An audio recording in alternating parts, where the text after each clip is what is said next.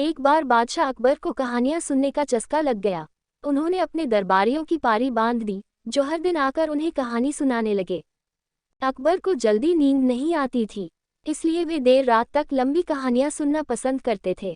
किसी भी कहानी से उनका मन भी जल्दी नहीं भरता था। प्रारंभ में सभी दरबारियों ने उन्हें प्रभावित करने के उद्देश्य से खूब दिल खोलकर कहानियां सुनाई, लेकिन धीरे धीरे वे परेशान होने लगे। लेकिन बादशाह से कौन क्या कहता?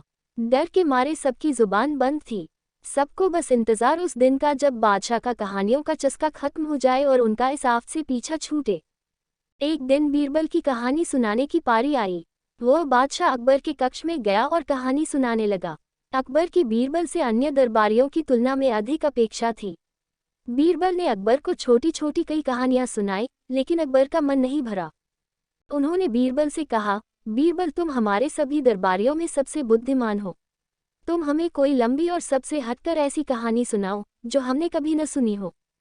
बादशाह का हुक्म बजाना बीरबल का कर्तव्य था। उसने जी हुजूर कहकर कहानी सुनना शुरू किया। अकबर भी बड़े ध्यान से कहानी सुनने लगे।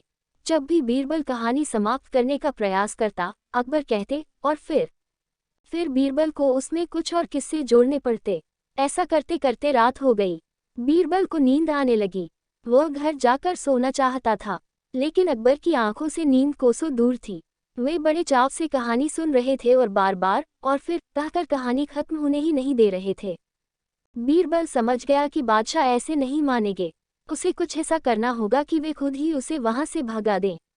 कुछ सोचने के बाद वह बोला, जहांपनाह, मैं अब आपको एक नई और सबसे हटकर कहानी सुनाता हूँ। यकीन जानिए आपने पहले कभी ऐसी कहानी नहीं सुनी होगी। अकबर की उत्सुकता बढ़ गई। बीरबल कहानी सुनाने लगा। एक समय की बात है। एक गांव में एक किसान रहता था। उसने अनाज रखने के लिए एक बड़ी सी कोठरी बना रखी थी। उस कोठरी में उसका अनाज सुरक्षित रहता था।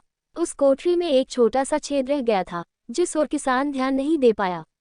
एक दिन एक चिड़िया उस छेद से कोठरी में जा घुसी और अनाज का एक दाना लेकर उसी छेद से फुर करके बाहर उड़ गई। और फिर अकबर उत्सुक होकर बोले, फिर दूसरी चिड़िया आई और वह भी कोठरी में से दाना लेकर उड़ गई। फुर, बीरबल बोला। और फिर अकबर ने फिर से पूछा। फिर तीसरी चिड़िया आई और वह भी कोठरी में से दाना लेकर उड़ गई। फुर, बीरबल बोला। अकबर अब जब भी और फिर कहते, बीरबल कह देता, और फिर एक और चिड़िया आई और दाना लेकर उड़ गई। फुर।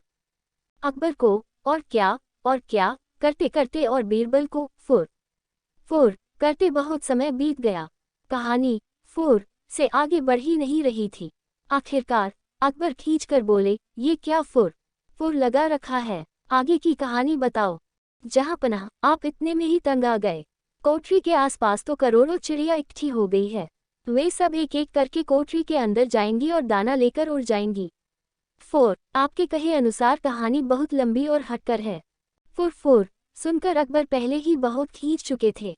बीरबल की यह बात सुनकर उनका गुस्सा बढ़ गया और वे चिल्लाकर बोले, ये क्या वाहियात कहानी सुना रहे हो? नहीं सुननी ऐसी कहानी, चलो भागो यहाँ से। सोना है हमें, जैसा जहांपनाह का आदेश, कहकर बीरबल मंद मंद मुस्कुराते हुए वहां से चला गया। सीख, मॉरल ऑफ द स्टोरी, किसी भी तरह की समस्या हो, बुद्धिमानी से काम लेने पर उसका हल निकल ही आता है।